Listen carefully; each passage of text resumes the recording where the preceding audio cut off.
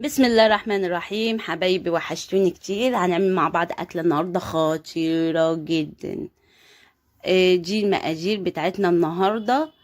ليمون وتوم وفلفل حراق لو انتي بتحبيه. مش بتحبيه ممكن تستغنى عنه، مفيش اي مشاكل.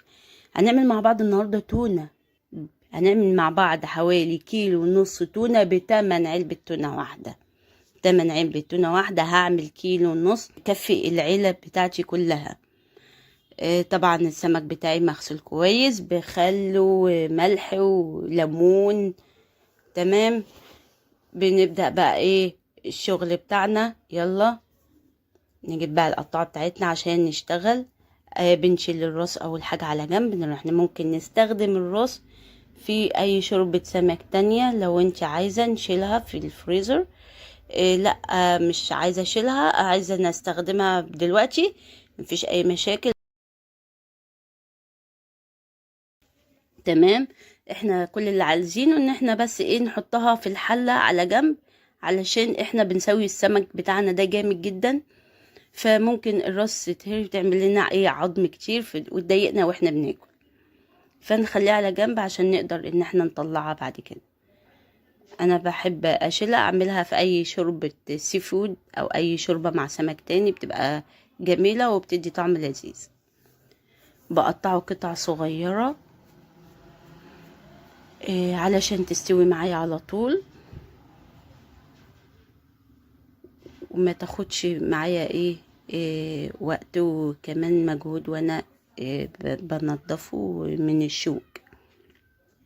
هنجيب بقى حلة فيها مية ونحط السمك بتاعنا كويس. تمام. عشان هنسلقه طبعا.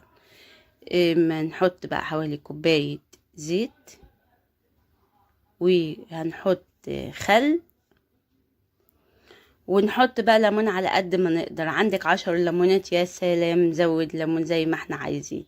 ليمون وخل والحاجات دي بتديها طعم رهيب. ما ننساش بقى، مش عايزين نقول كل مرة، ما ننساش اللايك والشير والاشتراك بتاعنا، علشان انا بحبكم جدا ويا ريت تدعموني زي ما انا بقدركم، واللي بتطلبيه مني بنفذه. بحط ملح، التوابل بتاعتي اللي انا بحبها، كزبرة وكمون وفلفل اسود، معلقة من كل حاجة. في انت بتحبي تضيفي اي توابل تانية ما فيش اي مشاكل. بتضيفي، انا ده اللي انا بحب احطه دايما. بعصر الليمون بتاعي كل كمية، كل ما بزود ليمون بيدي طعم جميل صراحة.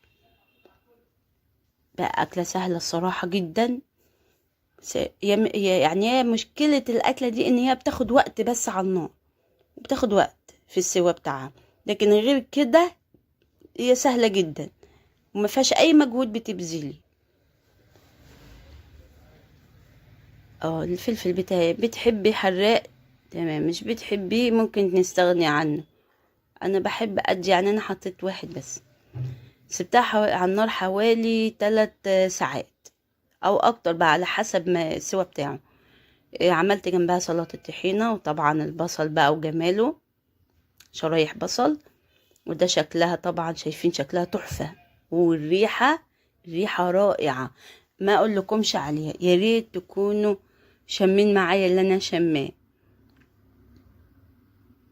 جامدة جامدة جامدة، واكلة مش هتسليها. يعني كل شوية هتلاقي اي حد موجود في البيت معاكي هيطلبها ان انت تعمليها تاني، لان هي صراحة جميلة ولذيذة جدا. طبعا احنا اول حاجة بقى عشان ناكل بقى، نبدأ ناكل بقى ونمزمز بقى، والاكلة بتاعتنا الرائعة دي جميلة. هنشيل الشوك بتاعنا. طبعا الشوك ده مستوي جدا يعني ما تتخيلوش.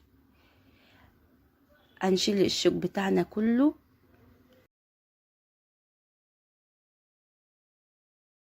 نقطعها قطع صغيرة جدا جدا جدا جدا على قد ما نقدر في الطبق، علشان نعرف ناكلها على طول وولادك بقى ياكلوها. مش هنقعد بقى الاطفال الصغيرين ان احنا نقعد ننضف لهم الشوك، لا، انت هتلاقي هم هياكلوا براحتهم، لان مش هتبقى قلقانه عليهم من اي شوك من السمك ده. هو الشوك بتاعه الصراحة بيبقى جميل، ما بيفيهوش شوك كتير، يعني هي شوكة السلسلة وبس. هننضف الكمية كلها زي كده، نبدأ بقى نقطعها بالشوك بتاعتنا القطع الصغيرة. مش عايزين بقى كل شوية نقول فين الاشتراك، لسه ما عملتش اشتراك لحد دلوقتي، مش معقولة بقى، هزعل كده. طبعا بحب ازود انا شوية حاجات تانية، توابل تانية. بحط معلقة زيت تاني. عايزة احط سوري، عايزة احط ليمون، بنحط لو احنا بنحب ندي طعم تاني واحنا بناكل. كل دي بقى حرية شخصية بقى، براحتك. اكلة بقى للناس اللي هي بتعمل الدايت والحاجات دي، صحية وجميلة ومفيدة، وكلتي منها يا رب 20 كيلو مش هتأثر معاكي.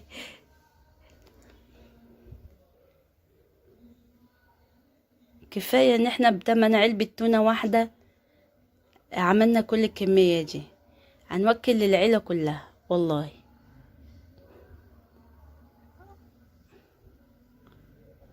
اي شوكة بقى تانية ممكن بكون عدت منك عادي، ممكن لو ما شلتهاش ما فيهاش مشكلة، ان الشوك بيبقى مستوي جدا، ما متقلقيش منه، ما تخافيش.